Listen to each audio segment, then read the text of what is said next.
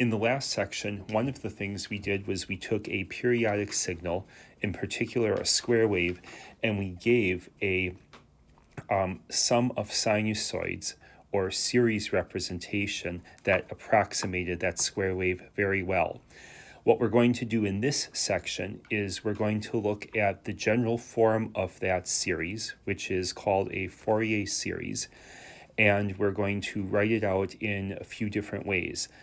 The next section in the chapter, 5-4, is going to actually tell us how we can compute what the Fourier series, or what the sum of sinusoids representation is for any periodic signal.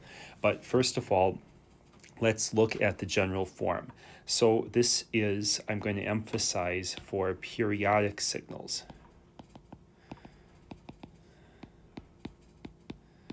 Later in this chapter, we will see if we have non-periodic signals that we can use a very closely related approach called a Fourier transform. But for now, we will focus on periodic signals. So x of t is going to be a periodic signal, and we're going to be able to represent it using this Fourier series approach in 3 different tightly related forms. The first form that I'm going to show, it's actually the second one in the textbook, but let's start with this, is a DC term plus the sum of a series of sinusoids. And this series has, it can be infinitely long. For each term in the series, there will be an amplitude term,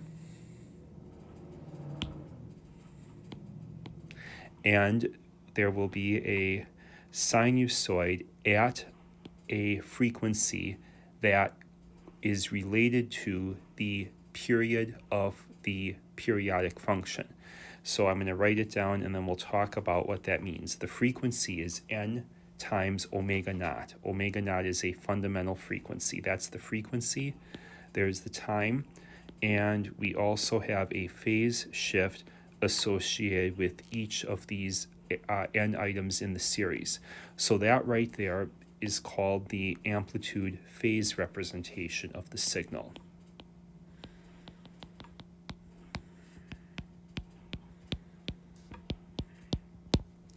Now, we want to talk a little more about what this omega 0 is. So we're going to have T0 is the fundamental period. As we know, that's the symbol we use from early in the class of a periodic signal.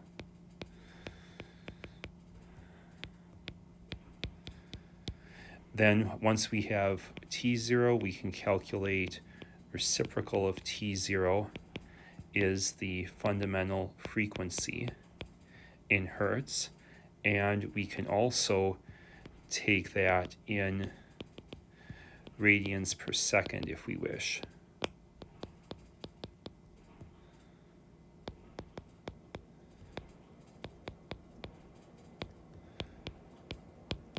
So that's what omega 0 is. So when you are going to apply this technique to get the Fourier series for some periodic signal, your very first job is to figure out what is the period, the fundamental period, which is the shortest period that we can come up with that's greater than 0, the shortest period we can come up with such that the signal repeats that often. Now, if I have a 1 hertz signal, I can say it repeats every 1 second or every 2 seconds or every 3 seconds, but I'm obligated, in order to use this technique well, to choose the shortest such period, which would be 1 second for 1 hertz. So that would be the fundamental period. And then we, of course, since we're using sinusoids, we want the frequencies in radians per second. So that's the omega naught. As you know from circuits and from trigonometry, we can also write this instead of as a cosine with a shift, we can write it as a sine and a cosine. those waveforms are 90 degrees out of phase, and if I mix them together with various amplitudes, we can generate the same result. So again, I'm going to have a DC term. Here we call it A sub 0, and we sum up again over all these frequencies. These frequencies, n times omega naught, are the frequencies that correspond to the fundamental period T naught. So for example, if I have a 1 hertz input, then I would have a period of 1 second, 1 hertz, or 2 pi radians per second.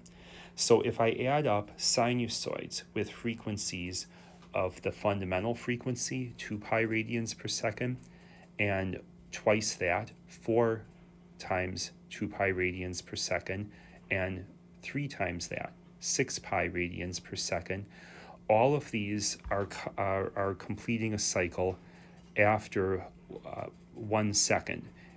For the faster frequencies, I have to get through 2 or 3 multiples of it. So as long as I limit myself to these frequencies, an integer n times the fundamental frequency, I am not disturbing or changing the fundamental T0 of the signal. So for each of these frequency components now, in this form, we are going to have a cosine and a sine term. We will have A sub n be the cosine amplitude, and again, we're going to have n omega naught as the frequency and the time variable.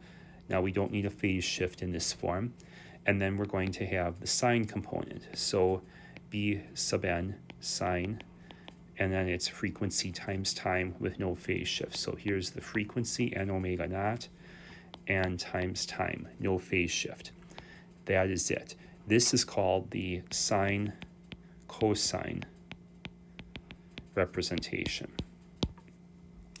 So those are the two most common forms that we use for real signals. We have a more general form that we can use for real, complex, or imaginary signals. And this form does not have an explicit DC term, but it's going to come up in the summation. In this case, we have n, and it does go up to infinity, but instead of starting at 1, we include negative frequencies as well. We're going to go through the detailed math in the following sections, but briefly, what the negative frequencies do is they give us the complex conjugate of the positive frequencies when we use the exponential. So here we have x sub n, where x is a complex number, e to the j, and then we have, again, frequency. So n omega naught is the frequency term, and t is the time term, and that's the complete expression. Now, by having positive n and negative n in this summation, we end up with that complex exponential term appearing in conjugate pairs. And using Euler's formula, we will show that that allows us to use this series, if we so choose, to represent real signals very efficiently. But it is more general. This works for complex signals in general, and complex signals, of course, include real signals. This is called the exponential representation.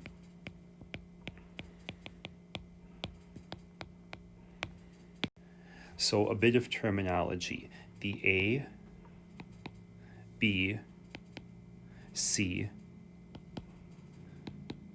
and X terms are called the Fourier series coefficients, or Fourier coefficients. And in this case, it is a Fourier series.